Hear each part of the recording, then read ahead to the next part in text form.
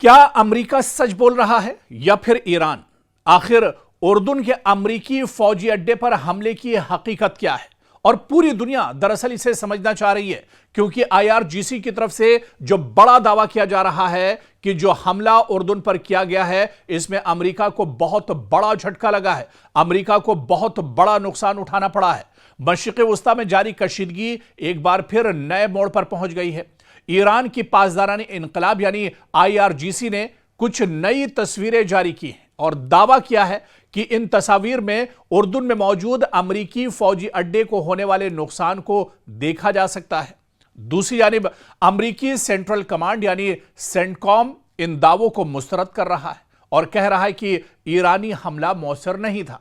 ऐसे में बड़ा सवाल यही है कि आखिर इस हमले की हकीकत क्या है।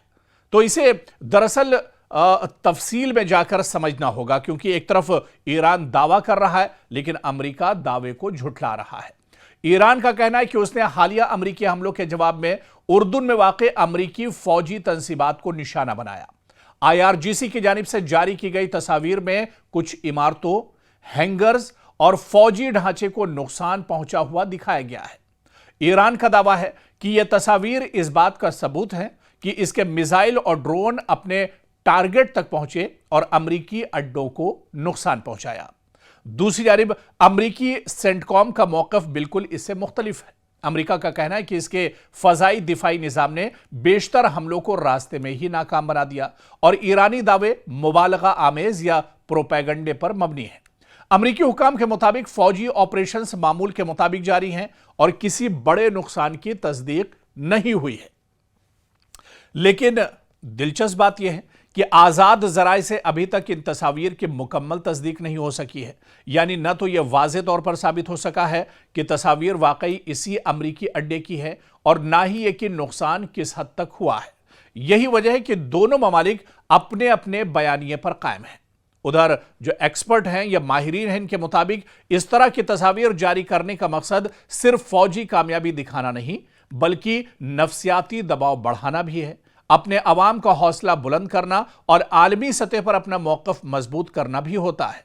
तो आज की जंग सिर्फ मैदान में नहीं बल्कि मालूमात, तस्वीर और बयानिए की जंग भी एक तरह से बन चुकी है।